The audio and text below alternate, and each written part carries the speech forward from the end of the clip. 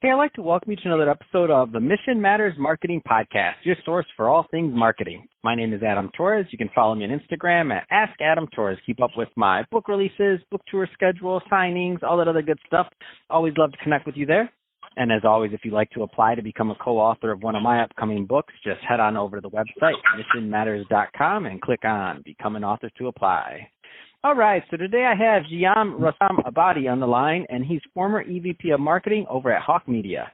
Jeeyan, welcome to the show. Yeah, thanks for having me, Adam. I'm a huge fan. All right, G, so I'm excited to get into today's topic with you. So lead generation and customer acquisition in B2B. So I know that's one of your expertise. I mean, you've come at it from many different angles, from integrative marketing to content strategy to paid media. I mean, I know you can slice this one a bunch of different ways. Where do you want to start with this topic? Yeah, I mean, let's just start from the top. I think when you're doing B2B marketing, it's a lot different than B2C marketing or direct response marketing. You have to work on both the marketing side and the sales side. So when it comes to generating leads, it's interesting. Our co-founder and CEO at Hawk Media always said that when you're building your online infrastructure, you almost have this hierarchy of needs similar to Maslow. So at the base of that, you need to have a brand, a product or service, and a functioning website. After that, the base of the pyramid, the next step is to have really, really strong lifecycle marketing. So making sure that you're using email marketing, drips, nurtures, using dynamic content based on what people opt into, but also using things like chatbots, Messenger, and SMS, and really integrating your lifecycle marketing. The third step to that is really your traffic acquisition. This is where you use things like paid media, where you use things like directory listing, agency partnerships to kind of just generate more traffic that'll convert into leads. And then finally, you have things like content marketing, really strong SEO, and then also just social proof, right? User-generated content, referrals, third-party validation. This can also include testimonials and reviews. So when it comes to generating leads, you kind of have to make sure that your infrastructure is set. A good example is that if you look at the base of the pyramid, if you don't have a mobile, responsive, fast, high-performing website, it doesn't really matter if you're running really, really great Facebook and Google campaigns to drive traffic to your site, because a lot of those users are just going to leave. It's almost like seeing an advertisement for a five-star restaurant and then going to that restaurant and then you're waiting 30 minutes for the host to come and seat you, right? So I would say when it comes to lead generation, there's several things that you have to do. Is just make sure that you kind of take a list and draw out that pyramid and kind of say, what are we doing right now? Like, do we have all of these boxes checked off for everything that we need to use? And then also, how do we integrate those things? A good example is that now if you invert that pyramid, right, you can run a Facebook or Google ad campaign to go to your site, but you still need to remarket them, and you still need to have really, really strong life cycle marketing systems and process, because a lot of times users will go to a site for the first time and they're not going to, request to speak to a representative or submit a form, right? They need a little bit more information. They want to do more research online. So then you get higher up into that pyramid, and then you get really good reviews on Google. You get really good reviews on UpCity, for example, which is an agency directory and listing. And then obviously you want to make sure that your email marketing is strong so that if someone signs up for your newsletter, you can continue to nurture them and provide more information to eventually turn them and convince them to talk to a sales rep. So that's kind of the first part of that funnel. So when I look at lead generation for B2B, I almost take a split funnel approach. And what I say by that is that once you've generated the lead and once someone raises their hand and they say, hey, I'm interested in working with you guys, let me speak to a rep or let me talk to someone, now you've kind of moved them from that first funnel, which is pretty much that marketing funnel, into the top of your sales funnel. So now they're actually speaking to a live rep for the first time. And that's where marketing really, really is important, because it's a little bit more quantitative in a sense. Now you're not just doing things like running branded ads and campaigns. Now you need to actually have credibility and proof of concept.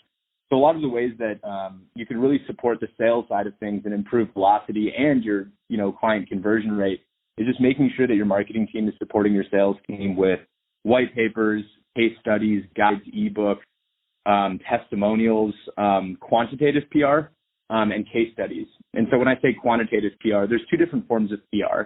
I have a column on Forbes, and there's generally two articles that I write. One is a little bit more for brand building, things that are a little bit timely, relevant, and seasonal. So maybe, ads advertising trends to expect during, the next Super Bowl, or, that's something that no one's going to look that up in 3 to 4 years. That's just something where you're going to get high keyword volume and growth for a short period of time.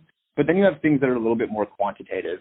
And so when I say quantitative PR, that's usually PR that kind of addresses a specific problem or solution.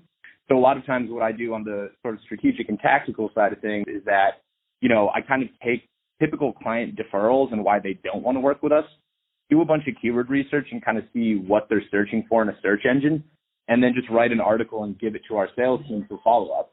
So a good example could be, let's say, for example, that at a given period of time, maybe a quarter or maybe even a year, and this is just an example because it's off the top of my head, we are not driving sales volume for content production, content strategy.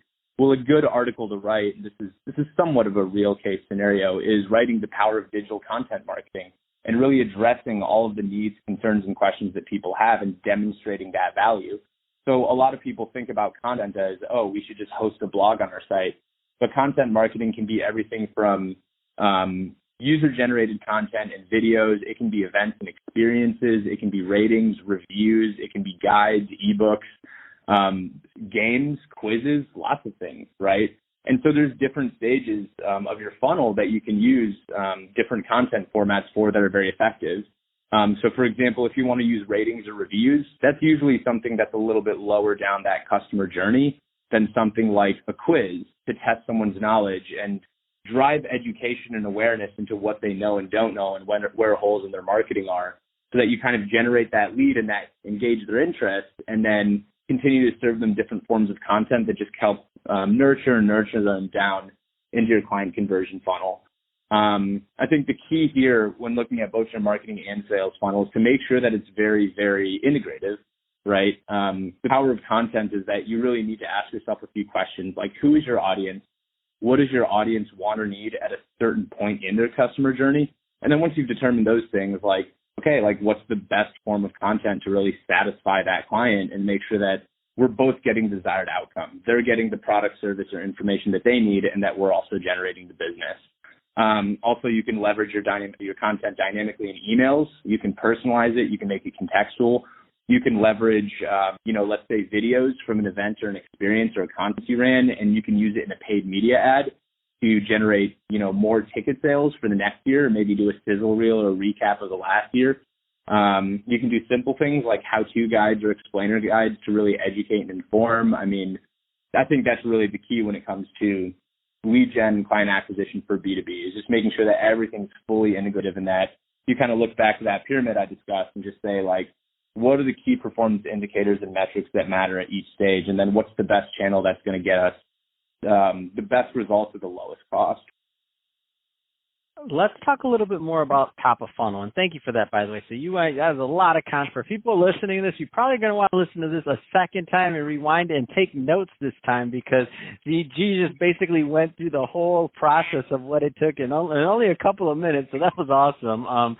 That being said, though, I want to focus a little bit on top of funnel. So there's, this is going to vary, obviously, to answer this question, and I don't want to oversimplify, and I know it'll change from client to client, company to company, their experience, their budget, a lot of these things will vary. But that being said, I know with working with as many clients as you have, that some of the same common themes and problems tend to arise. So that being said, what are some of those that really low-hanging fruit, let's just say top of funnel, that a lot of business owners, entrepreneurs, and executives, they just are oftentimes off the mark on, and you're like, if they would just tweak that, they probably have a little bit better result? Yeah, that's a good question. I mean, I think there's a lot of different ways to generate top of funnel traffic. You can do a lot of qualitative PR. You can use influencers, whether it's B2C or B2B. You can use paid media channels like Google, Facebook, et cetera. But I think a lot of times, just pumping money into advertising can kind of a lazy way to do things. It's kind of the default, like let's just run a billboard or a TV ad. And a lot of times you're not really looking at the metrics that really matter. With Hawk Media, for example, it's a little bit different, the agency our DNA is in e-commerce and direct response marketing, which is performance driven. And a lot of times when you want to generate a lot of traffic, of course you use paid media, but then there's the branded side of things where you're really looking at different metrics. You're not necessarily trying to generate sales. You're just looking at video completions. You're looking at traffic to site. And then on the back end, is this engaged traffic, engaged users? So what I would actually do, and this is more of the long-term solution, is that I would really invest in content and SEO before anything. Really find both short-tailed and long-tailed keywords that have not as high of a difficulty in terms of ranking, that aren't very competitive, but that are growing in search volume. A good example is, our marketing team, we saw maybe like a year or two ago that CBD advertising and CBD marketing, very, very short-tailed keyword query, was growing, and it wasn't very competitive. And so we built out funnels, not just from paid media, but also organic media on our blog. We did a lot of video content, episodic content, where we'd host, let's say, podcasts and webinars with thought leaders in the cannabis and CBD space, because you can't actually advertise for that on Google and Facebook, right? Like, it's against their ad policies and guidelines. And so one of the things we saw is that as we're starting to produce this content, but also syndicate it through all the different channels that I talked about, right? Getting on third-party websites from our partners who focused on CBD lifestyle, by improving our linking strategy, by, continuing to develop funnels and doing something like, what is CBD advertising and marketing, to what are the best channels to use, and developing case studies. We really built out a really, really robust solution and a really robust campaign. And we ended up ranking number one on both of those terms. And then also the PR side of it. And so obviously when it comes to SEO and content, it's not necessarily something where you put $1 in, you get $1 out. It can be really expensive in a way to produce in the beginning, just because you have to use either freelancers, you have to have an in-house SEO and content expert or copywriter, and you have to do a lot of the keyword research at first, so that you're really strategic and tactical about it. And then also just looking at 3 to 6 month plans in terms of how to actually continue to push that content out, republish it, syndicate it across all channels, include it in email follow-ups, email newsletters. But one of the things you see is that because it's content, it's your owned or earned content, right? You republish it every once in a while, but it lives forever, right? And so the way that I look at that against paid media, which is actually where I got my start in this industry, is that when you use paid media, so paid advertising channels, you run that ad impression, you pay for that inventory, but if a user scrolls over it on their mobile feed, if they refresh the page or if they leave the website, you paid for that ad inventory and it's gone, right? It's finite, whereas content lives forever. And so the way that I look at producing content versus buying ad inventory is that it's almost like buying a house versus renting or leasing a house. When you rent it, you're paying that money, but you don't own it.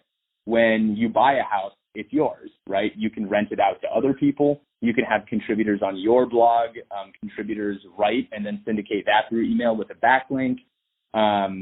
You can sell the house eventually. You can, but it's yours. You can do whatever you want with it. So I would say that's, if you're looking for long-term sustainable growth, the first thing that I would do isn't necessarily just pump money into paid media, but really develop a really robust content strategy and an editorial calendar and put together a plan and build out campaigns and funnels, just because in the long run, it's going to be much, much less expensive. And then you can leverage it so many different ways through so many different channels. And I think that's the real value that you get.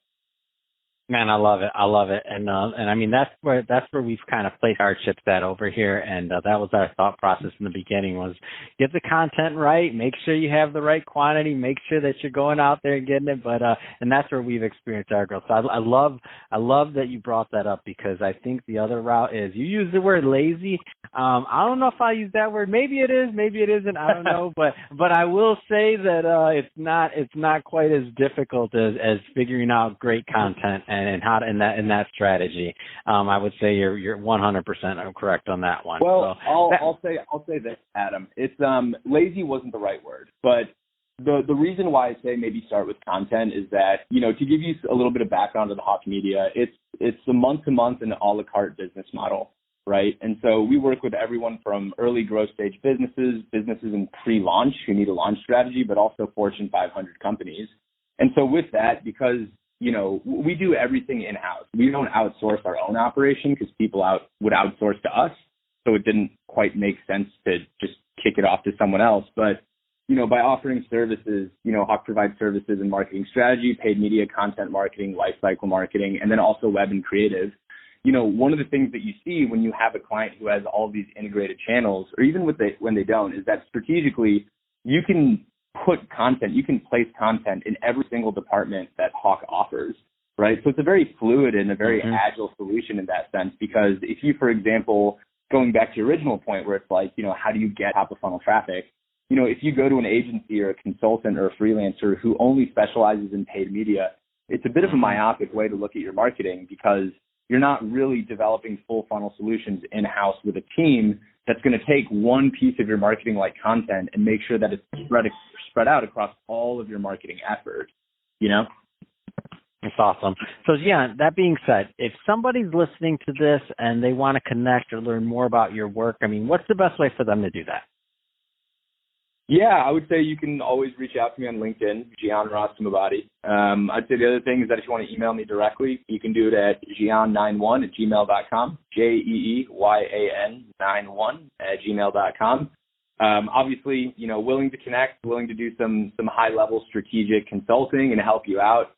But if you need more tactical help, like if you need someone running your paid media campaigns, auditing your email to make sure that you're getting good deliverability, good conversion rates, and that, that you're leveraging content effectively and dynamically to get better sales, I would reach out to my former employer. I'd ask for Eric Huberman, and I would say, hey, I need help, get your best people to dive in and tell me how I can grow my business. And, they're more than willing to help. They work with businesses of all sizes, all revenue models, all industries. And so, yeah, I think for more tactical stuff, if you're looking for immediate help, especially with what we're facing with COVID-19. I know, I've been watching some of the riots this week. I'm in downtown LA, so it got pretty ugly. I know a lot of retail locations who do e-commerce are suffering. I would highly recommend Hawk Media. If you need a turnkey solution, if you're a business owner who's affected by the pandemic, by the impending recession, anything that's happening, you need a turnkey solution. Worry about your business, worry about the operational stuff, but when it comes to your marketing, you'll sleep well at night with Hawk Media. Fantastic. Well, Jeeyan, really appreciate you coming on the show today and sharing more about your background, all the great stuff you're doing. And to the audience, as always, thank you for tuning in. Hope you got a lot of value out of this. If you did, don't forget to subscribe to the podcast, leave a review on the Apple iTunes Store. And if you're watching this on our YouTube channel, Mission Matters Marketing, definitely give us a subscribe there. But also leave some comments in the video. I'd love to know what kind of projects and things that you're working on. And Jeeyan, thanks again for coming on the show. Hey, thanks so much for having me, Adam. I had a good time, and I'm looking forward to our next one.